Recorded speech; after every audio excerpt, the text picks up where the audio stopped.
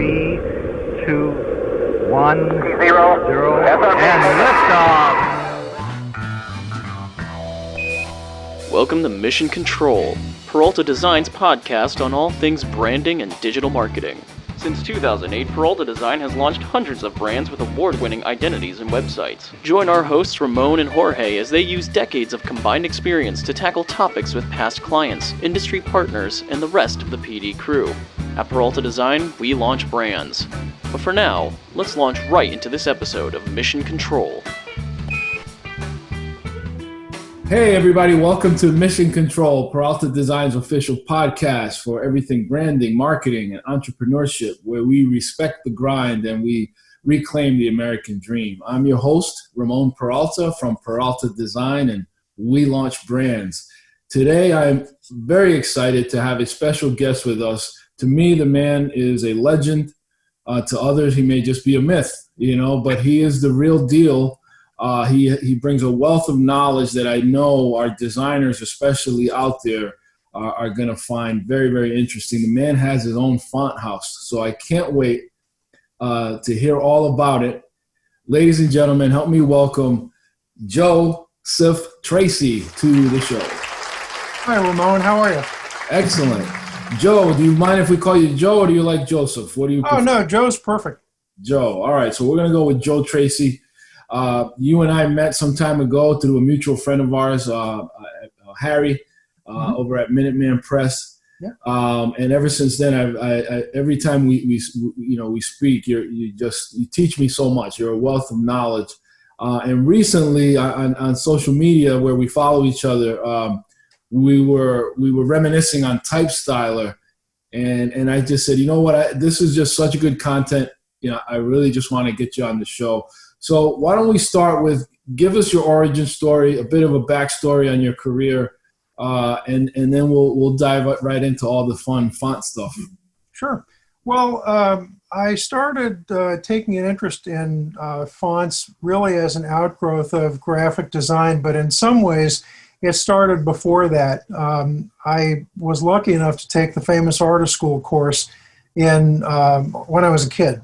And, it was about $600 or something back in those days. So it was very incredible that my parents subscribed to it for me, So in that, there's a terrific section about poster design. And just being exposed to that, it taught me that type could be very evocative, And I didn't really understand much about it, but I knew that it spoke to me somehow. And so as I, approached my teenage years, I started taking an interest in designing my own fonts. And while I was doing other things, babysitting or whatever, I'm the oldest of 6 boys in our family, so there was always babysitting going on, I would also fill notebooks and sketch pads with font designs. And later on in art class in high school, I stumbled upon some graphic design and advertising trade magazines like Print and Communication Arts, and Art Direction magazine was a big one back in those days. And it opened me up to this whole other world of what was called commercial art back in those days, and advertising. And, I can spontaneously draw and paint and all of that too. And I had thought, well, I better just resign myself to being beholden to gallery owners for the rest of my life, and hope to God that I could get shown and maybe eventually make some money, because, there were already all these stories about destitute artists and everything else. And oh my God, what am I going to do? So discovering graphic design and advertising and marketing and all that was really just a real eye-opener for me. And along the way, I decided, well, you know what? And it was as simple as this. I decided I can do that. So I focused on learning all about the craft and all of its derivations, and taught myself how to do all that. And then apprenticed into advertising and graphic design through a small one-man design studio where I'm from, which is in Norfolk, Virginia. And then took an interest, further interest in type as I moved from agency to agency. The largest agency I was at was in Philadelphia, about $137 million agency, with several hundred employees and all of that over time. And so I took an interest in this one design that later became TF Bryn Mawr. And it was actually based on a logo that I did for a small dog groomer, believe it or not, in Norfolk at the time, probably long gone now. And I decided to just, after the logo, just sort of start fleshing out, well, what would other letters in the font potentially look like? Would this go anywhere, right? And once I proved to myself that, that actually hangs together pretty well and could be pretty successful, then what would the rest of a font family look like? What would the other weights be? This actually started as kind of an extra bold weight. Mm-hmm. And so I was sort of working backwards through what would the lighter weights look like, And then what would italics look like? What should they do? Because you can't just, even though many people do, you really shouldn't just slant the Roman to make an italic, because it needs to have calligraphic niceties to it. And so what would that do, And along the way, I had other type designs that I came up with as well, and actually won a contest for another couple of designs that I did through the old dry transfer lettering company called Chart Pack. That was a lot of fun to use back in those days before everything went digital. And then after about 6 months of lobbying Linotype and Letraset and some other predominant brands back in those days, Linotype finally, their director of typography at the time, decided that he really liked the design. And I had actually developed it into 6 different varieties. And we entered the process, got through the contract, entered the process of delineating it all, and then started working through how to digitize it on their early digitizing system that they had. And this was 1978 to 1983 was when this was all going on, and digital was just coming up, as an outgrowth of CAD/CAM and what that was doing for Detroit and automotive design and things like that, right?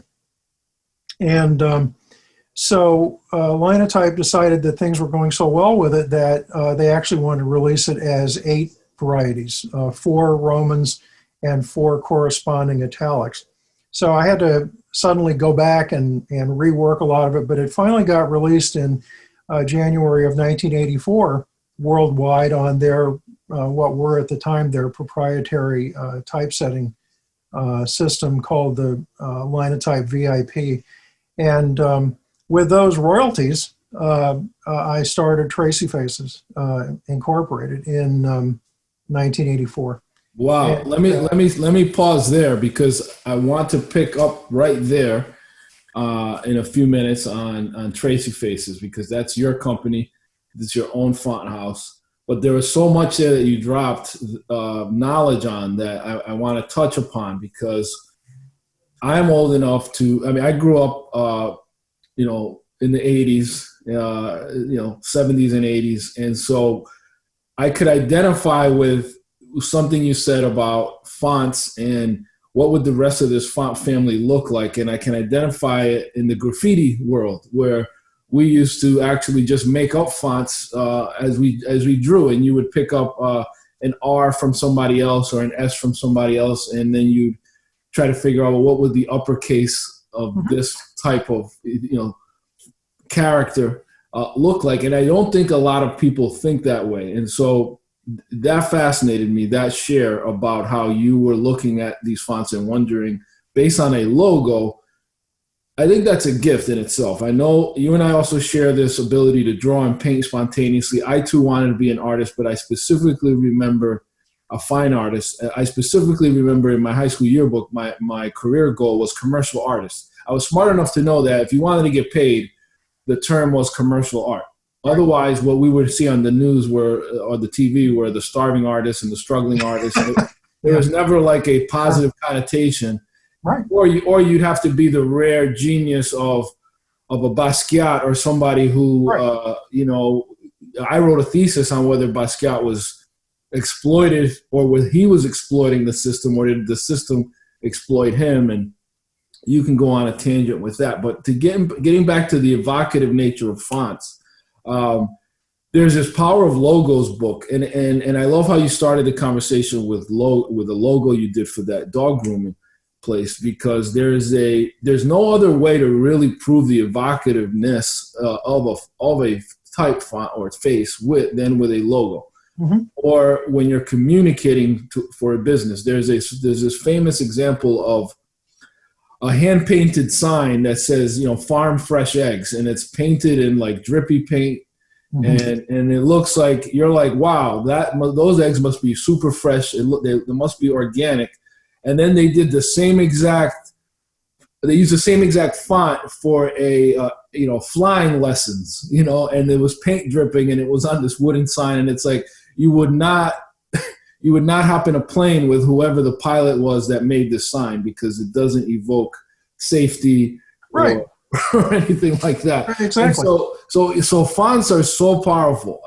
And I just wanted to point that stuff out. I do remember, I am old enough to remember before pagination, the transfer of type, mm-hmm. rub off letters, letter sets, mm-hmm. and all that. So I just love that we're taking this history lesson of going back through time in typography. I'm big on kerning and leading. I think it's something that our young people are missing out on, because absolutely, with the advent of computers, it's like they're just typing in and changing the font and going with it and not realizing like you can adjust the kerning and leading to make your design even tighter, mm-hmm. and better and ultimately easier to read. I also think some people design for the sake of design and don't realize, well, now you've just made that even harder to read. And the whole point of typography is to make it, easy to read and effective. Right. Absolutely. And in fact, I have to tell you, it's one of the reasons why I started Treacyfaces, was because I realized from years of specking or specifying type myself from printed specimen books back in those days, mm-hmm. That something was definitely wrong with the way the system of structuring type and how the design lived within the structuring of what was called the M square and everything about it, how the letter form design was done, the spacing between the letters and all of that. And I discovered, I was totally focused on work for my clients, right? Their advertising needs and all of these things in agencies that I was at. And I took the time to go back through the history of it and discovered that the system of type design is actually based on what's called the 12-point master, which was something that Linotype and then other manufacturers, CompuGraphic and some of the others, sort of copycatted. And it's a system that evolved out of how mediocre printing presses could actually print in the 1700s and 1800s. I mean, there are always museum books or gallery books or things like that stood in front of most of the printing that was being done during those centuries, right?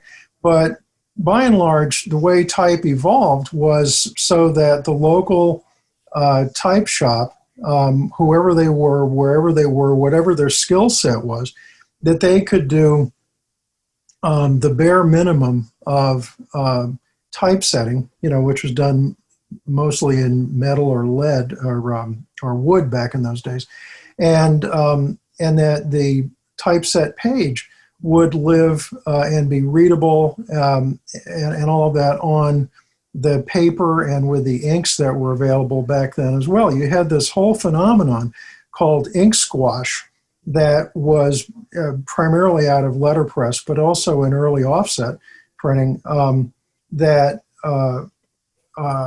caused the letter forms in the very microscopic size, like 12 point, right, or 6 point or something like that, to actually widen or thicken just because of the paper and because of the ink. So, by the 70s and 80s, and after the Mac launched, the Mac was actually launched, thanks to Steve Jobs, with the ability to put up to 32,000 kerning pairs in a font, but they weren't telling anybody that.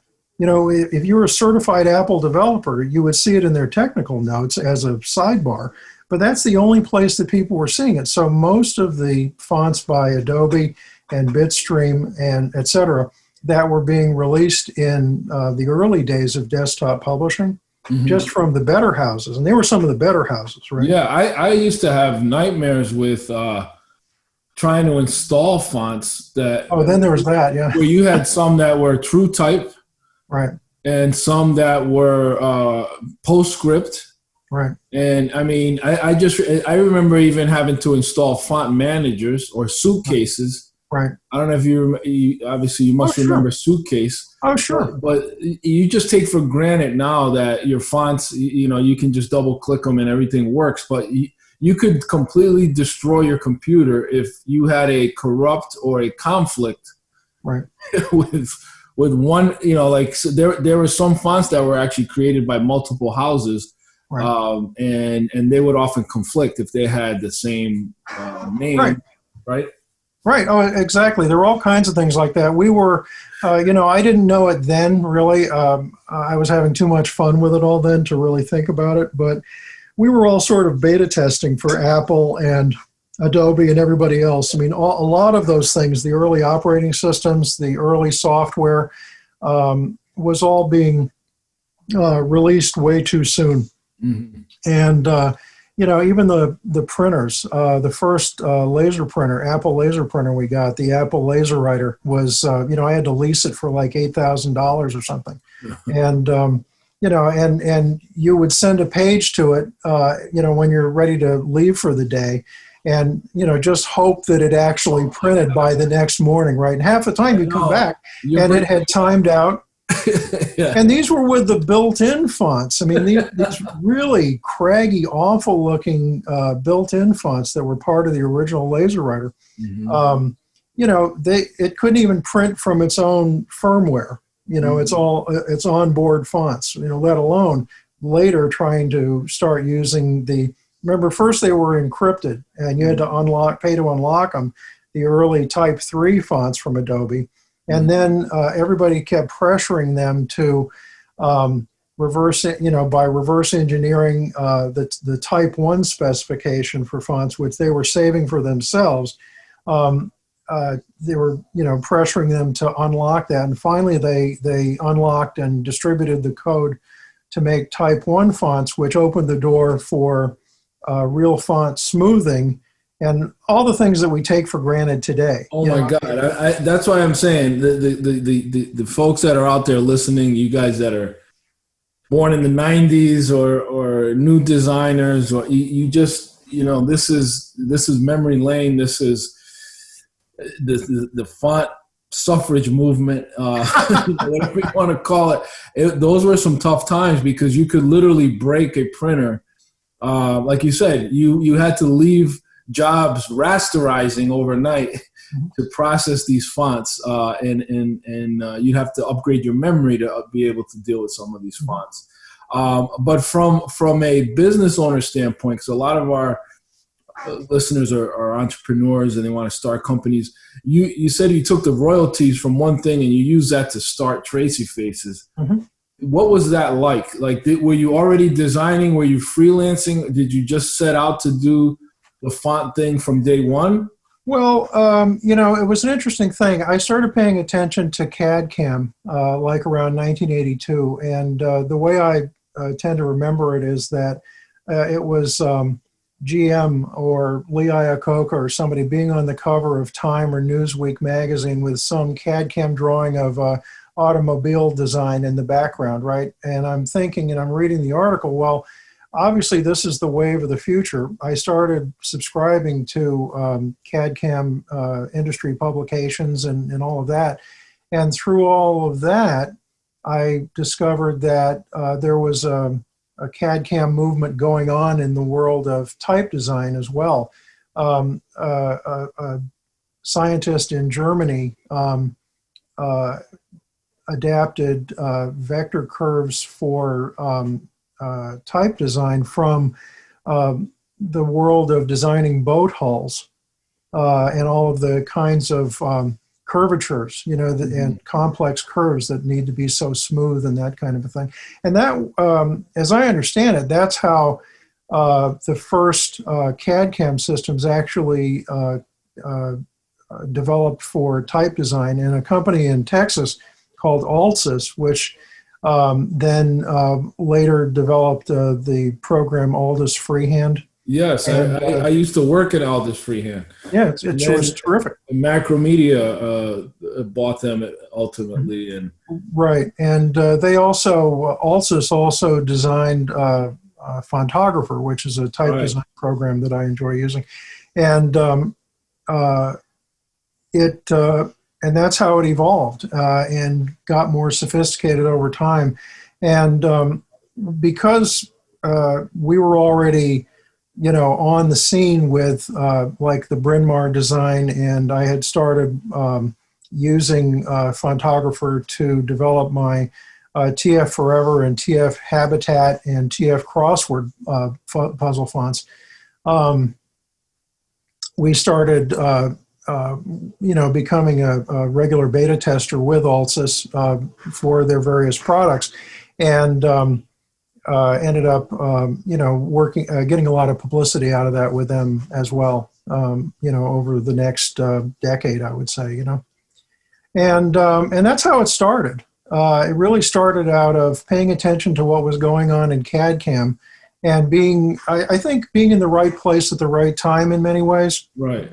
As everything evolved, I got a chance to see and work with the early CAD/CAM digitizing system that was called Icarus that Linotype had put in. When we were working on the Bryn Mawr design, they invited me to their letter drawing office, as it was called, which was in a building next to Madison Square Garden in New York. And so I worked with them over the next 2 weeks, starting to digitize the Bryn Mawr design from the pencil drawings and ruby lith cuttings and amber lith cuttings, things like that I had done, and work with their digitizing staff to make sure it was all adapted properly and all that.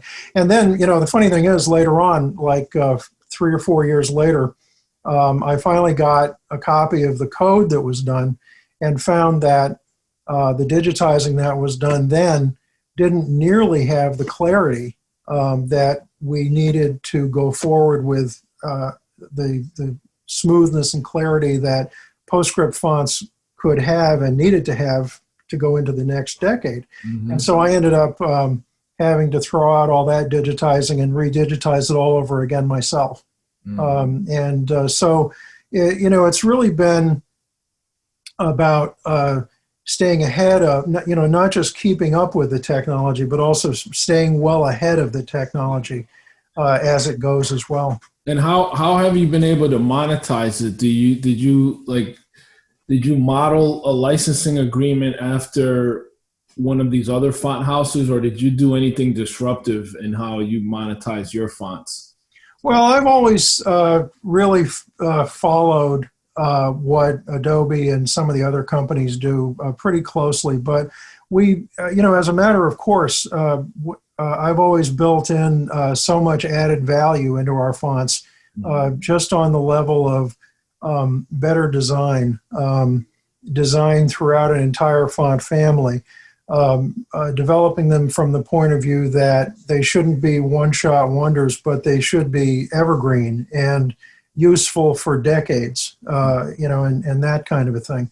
The amount of nothing that's really too trendy. You're more into the classic. Well, it's interesting because it's a good idea, like with a lot of catalogs, it's a good idea to have something for everybody as much as you possibly can. Right. And the fact is that by approaching it the way I did, we actually ended up being very trendy from time to time over the years. Like my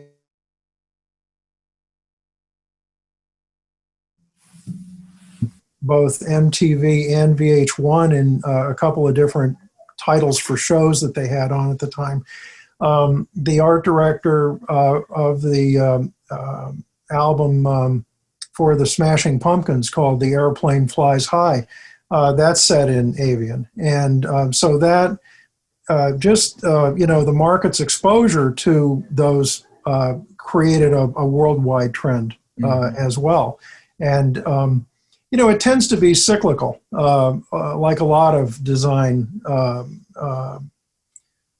techniques tend to be cyclical in some ways, and so we'll see many of the fonts, like my TF Forever series, a sans serif series, be, sort of predominant year after year and utilized say by major magazines, for a decade or more. And then some come and go, So it's a good idea to have something for everybody, but be aware that, it's just as in the world of marketing, you can't be everything to everybody. And so you have to also follow your own star when it comes to how you feel about design, what you think needs to be different, something that nobody else is doing. And how did your fonts survive the era of the bevel and the drop shadow and well, now we're moving towards this clean. I've always preferred clean because I come from a print background. I think the new designer that's coming strictly from digital really does not have the appreciation that you have when you're trying to separate something by 4-color process, or you're trying to line up registration marks and things that have kind of gone by the wayside, but yet they still provide you a strong foundation for that clean design. That when you take into consideration, is this going to reproduce well? Right. You realize that all this fluff that you add is actually going to make it more difficult to embroider something or silkscreen something, right. or transfer it into different media. Hence why gradients and bevels and drop shadows are not a good idea. But you have seen that those trends come and go. So, well, yeah, and many others. I mean, people tend to believe, for example, that Helvetica has always been popular since it was introduced in 1957. But in fact, just during the 70s, when I was getting started in art direction, already. And this is just one example, right? This happened to many typefaces, like Souvenir, for example. It would be popular for a while, and then everybody would hate it for a while. Then it would be time to revive it again, and then everybody would hate it for a while. And so these things sort of ebb and flow over time. And I think the way that we have survived in terms of, other techniques like gradients and all of that is that because the fonts are designed better, just intrinsically, they're designed more simply. They're designed properly with all the control points in the right places. Very simple things like that, paying attention to those kinds of details, make them survive against the, specialized processing software like TypeStyler and some of the other ones. Because if you have any areas within the letter forms where, the notches or the joining areas don't come together properly, or you haven't defined the curves properly and things like that, it'll show up right away in modification software like that, and it'll look like that one example I showed you that was in Published Magazine, where you knew looking at that S, from whatever font that was in, Impact or something, that the bottom area of it looked kind of okay, but all of a sudden something was definitely going on with that top area, and they just published it and nobody paid attention, Yeah. Now, how much of it is being handled now by software? What I mean by that is you probably can remember a time where you had to kind of draw every single font character out. And now when you're creating, like the process of creating a new font now, what is there any artificial intelligence that's coming into play where you can render a character or two and then the software may render out the rest of the alphabet? Well, there have been some examples of this over time with, you might remember Adobe's Multiple Masters series. There's a new movement of variable fonts that will do what's called interpolation or extrapolation to make other variations of existing designs. There are a couple of things about that. One is that the design itself often has to be structured in such a homogenized kind of way that it's not very evocative. It becomes somewhat ordinary. Sometimes within the software itself, you can do things like, say if you've got the shape of the capital I done the way you like it, whether it's serif or sans serif, you can clone that shape and make your capital H out of it, or start how you feel about making the capital J or K or L or something like that, So there is, just as you'd find in Adobe Illustrator or freehand, you can do things like clone and copy and paste and things like that to help speed up the entire process in some ways. Right. There's within font design itself, how you place the accents over characters in the entire character set. That's a lot of copy and paste in many ways, but then you still got a lot of microscopic movement to get them into just the right location. Yeah. I'm going to mention a few fonts and see what reaction they get out of you, because I'm probably dating myself based on this collection, but there are certain fonts that stand out to me. Fajita is one of those where I kept seeing it all the time, used for anything that had to do with like Hispanic or Latino culture. Sure. Cooper Black, also known as Cookie in some other, programs. I think of Myriad, Futura. I think of the ones that get ridiculed often, like Comic Sans and Papyrus, and some of those. And more recently, we've seen a popularity, and I think it was largely in part due to the Obama campaign with Gotham.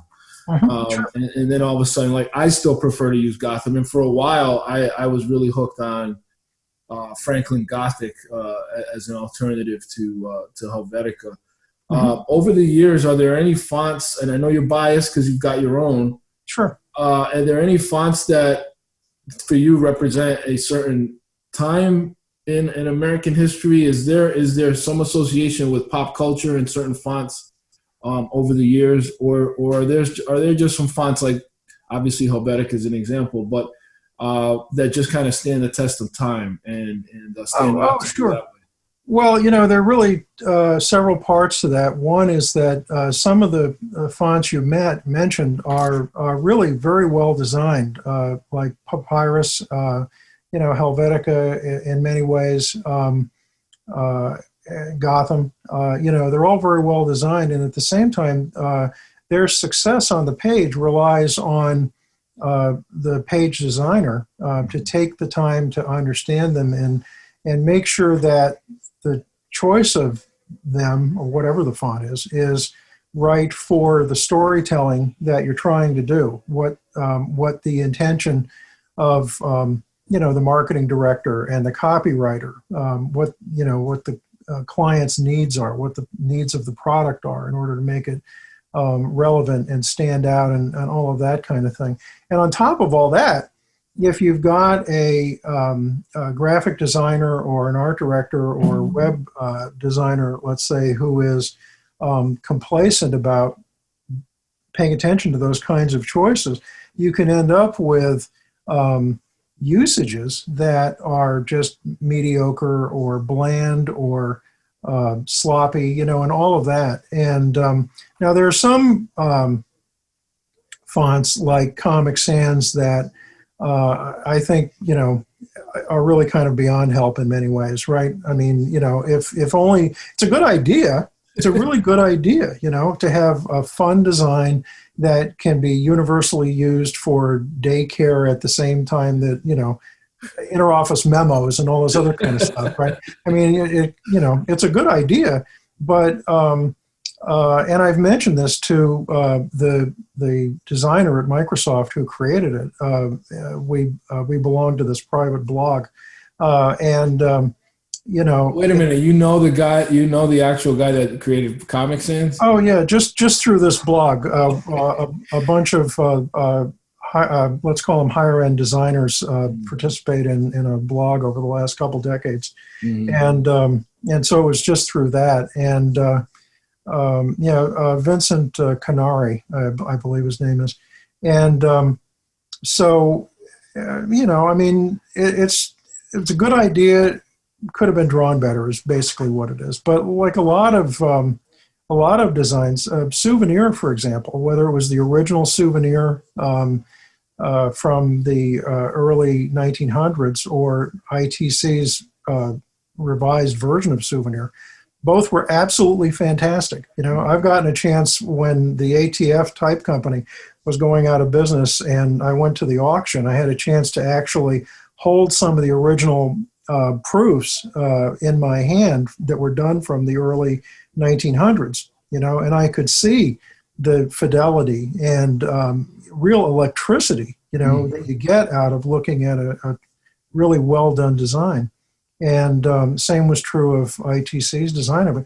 But, what happens is that in many ways, fonts can get chosen for the wrong use. They can get typified as belonging to a certain undesirable part of pop culture. And that's all it really needs as a catalyst to be, sort of tossed aside, in the dustbin of font history for a while, And it's unfair in many ways sometimes, but a lot of it really comes from the simple things. Not linking up the type properly to the marketing brief or the creative brief, and then not paying attention to what you're doing. Letting it go out in a badly spaced or kerned way. All of these things are inexcusable. It happens enough, it starts snowballing. Yeah. Yeah, the Souvenir reference is definitely one of the fonts I use quite often, and reminded me of other ones like Bodoni and Palatino and Bookman and some of those. And for the viewers, listeners out there, when we refer to serif and sans serif, when we refer to Roman and italic, they're all variations. And depending on the application, the serif for the uninitiated is that little tail that you see on the letters that you might find like in a Times Roman font versus a Helvetica, which doesn't have the tails at the end of its characters. Or a little foot or something like that. Yeah, a little foot is a good way to put it. Yeah. We may have sometimes our listeners, run the gamut, and I think that the show can be educational. For me, this is very nostalgic having this talk with you. And you mentioned Type Styler, and that's what sparked this invitation is because I worked at a newspaper right out of college, right at the advent of pagination, and so I was like waxing and the film and doing the paste ups and so forth. But I worked part time at a print shop after I got out of work. So I worked from 9 to 5, and then from like 5 to 9, I worked at this print shop, and I had this little Mac Plus. And I used Typestyler to do all these flyers, and I can remember vividly. I'm traumatized by the little paintbrush that was just kind of. Yeah, me too. Believe me, because it seemed like it was like, it's like the spinning beach ball nowadays. Yeah, right. Mac OS, right? It's like, oh my God. It was just this little, and you're just hoping that the effect you wanted is going to get rendered properly, and you might wait, 5, 10, 15 minutes, and then you just delete it and have to try another effect. But you sent me some graphics that I had where this aired, in video we could share. But the arches, talk a little bit about Typestyler, because you played a role in it. But specifically, like, I like the fan arch. I'm not a fan of the plum arch, and let's talk a little bit about that, because Typestyler will always have a place in my heart as a quick way to make fun party flyers or announcements or invitations, because it just came with so many effects that you could do with the fonts themselves. Oh, it's very true. In fact, some of the metallic effects and things like that, let alone the type flexing effects, were really well done. They were. Even from the very beginning, really, really well done. So what we're talking about with the type flexing here is that there are several different ways to flex type around a circle or some other kind of curvature, right? And the most simple way to think about it is like through one-point perspective, where you've got the center point of the circle, and imagine, these radiating lines coming out from the center out to the circle itself. And so rudimentary programs will basically take the letters in a set phrase and just go directly along that radiating line and rotate the letter without doing anything else to the letter. And that creates this very choppy, amateurish kind of look, and you see this from time to time to this day. But the better way to do it was actually developed in the 50s, 60s, and 70s, back in the photo typesetting days, photo headline typesetting days, where they went beyond the darkroom optics of just setting headlines on a machine like the Phototypositor or something like that, but they also developed a series of lenses, anamorphic lenses, that could provide different kinds of flexibility to type. So now, instead of your type just being flat headlines, say you had a promotional headline for a point of sale header card or something like that, now you could actually flex the type around in an arch. Well, just within the arch motif, there are a couple different ways to do it. The most important thing to look for in both is that the top and bottom of the letter forms need to very smoothly flex along the curve. It's actually possible now with everything in vector outlines, and especially when the fonts you're using are drawn well and can survive the process, you can actually flex very smoothly along any kind of complex curve. Now, there are a couple different ways that you can do this that you were just referring to. One has everything still radiating out of the center as though it was one-point perspective, and that's smooth along the top and bottom. Everything is modified as it goes digitally. And the other is, instead of radiating out of the center, you've actually got straight verticals throughout, and then you're modifying that straight vertical around the curve shape. So just as two examples, there are many different ways that you can enhance your typography if you're, say, doing a special point of sale headline, or signage. If you work in a sign shop, for example, where type styler is very popular, that logo that you're working on might be able to be enhanced, through type flexing in that way. And then it goes beyond that as really the gold star amongst all the type flexing programs. It goes farther than that to help you allow add other kinds of special effects. For me, it saved a lot of time.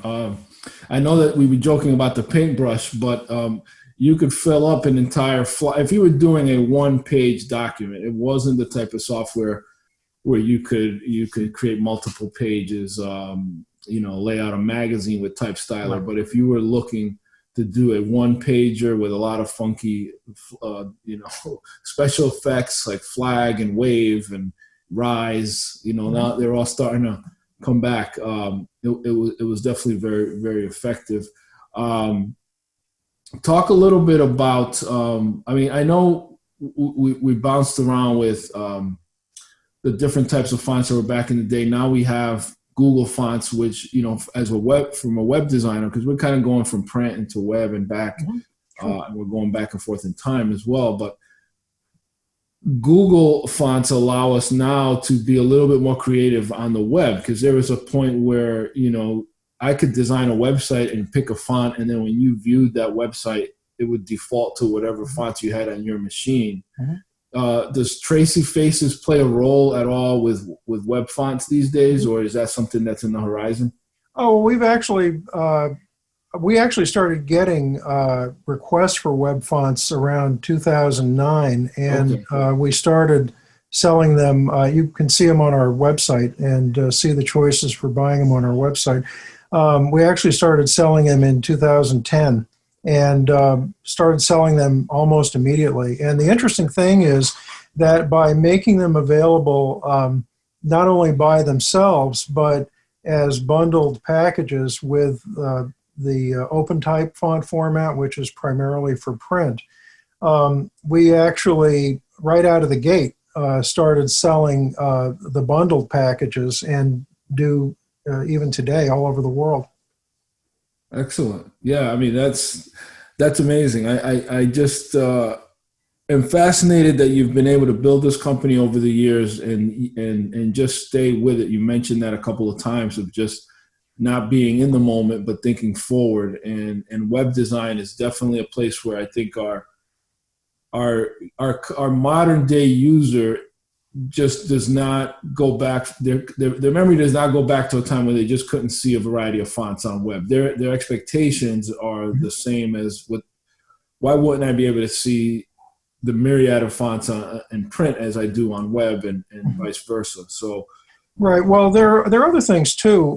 By using fonts, like we allow installing the fonts locally along with the rest of your HTML and CSS and everything else. And we provide the CSS files along with the web fonts in all the different web font formats, even some that you may never use. We make it really easy for you to just add the fonts locally in your website, so you can avoid to the problem of what's called FOUT, or F-O-U-T, where, say you've created your website with these non-system fonts. For just a millisecond, you might still see the font show up in Times Roman before it flips to what the actual custom font is. And you see this even on, depending on what your internet connectivity is on any particular hour of the day, and whether you're on a network that happens to be an efficient network or badly run network, it all affects it. And so by allowing the local installation of our web fonts right along with your HTML, you cut down on the potential for that switch happening, where the site momentarily doesn't look like what you designed at all. It looks like it was set in Times Roman for a moment, or Arial for a moment, or something, and what's happening, that kind of thing. Excellent. So we're getting towards the end, so I want to wrap up. and give you ample time to let our listeners know where they can, like you mentioned, buy your fonts and find your fonts in other products. So out of all the fonts that you've birthed over the years, Yeah. which one of your fonts would you consider to be your favorite, or the one that you wish more people would use? And then roll right into where our listeners may be able to follow you, maybe share your handles from social media, your website address, and where people might be able to buy your fonts and learn more about Treacyfaces. Sure. Well, luckily, we've sort of come out on the side of quality over the years, and that's allowed us to become the part of branding and marketing efforts by so many major blue chip companies around the world. Fonts like my TF Forever series, just get used perennially. World Soccer Magazine, for example, in the UK, there's a magazine like TV Guide here that's called TV and Satellite Weekly Magazine. And, cover to cover, it's TF Forever. Connecticut Stone here in Milford just recently switched to my TF Habitat font, which is a really nice, refreshing look for them. And over the years, they get used a lot, and I'd still like to see TF Bryn Mawr used more. It's actually, in text sizes, an extremely good text font, as well as for its decorative appeal, for headlines and all of that. So I look at it as, even though we've sold a lot of it over the years, I still look at it as being one of the series that, even for web use and all of that, away from print, it could do a lot for people that they just don't realize yet because they haven't spent enough time with it. I would encourage people to go to Treacyfaces.com, Treacyfaces.com, and spend a couple minutes with our type sampler, which is on the home page. One of the things that I spent a lot of time over the last several years researching was this psychological phenomenon called paradox of choice. And, as we add hundreds more fonts in the next couple of years, just as it is with other major foundries, how do you get, people to see what's new and different and what can really benefit them without them glazing over, right? And that's what happens with a lot of traditional sources like type specimen books and a lot of our competitors who just do, page after page of these staccato text blocks, and it all gets very boring and you sort of lose interest at the very moment when you can't lose interest because it's so important for you to pick the right type, properly evocative and well suited to the storytelling. That's the very moment where you don't want people to zone out.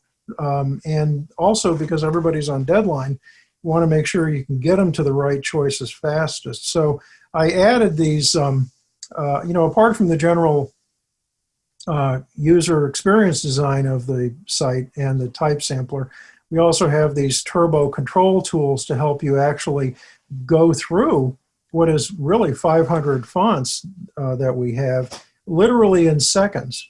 You can literally familiarize yourself with the entire library and start to get comfortable with something that catches your eye literally in seconds.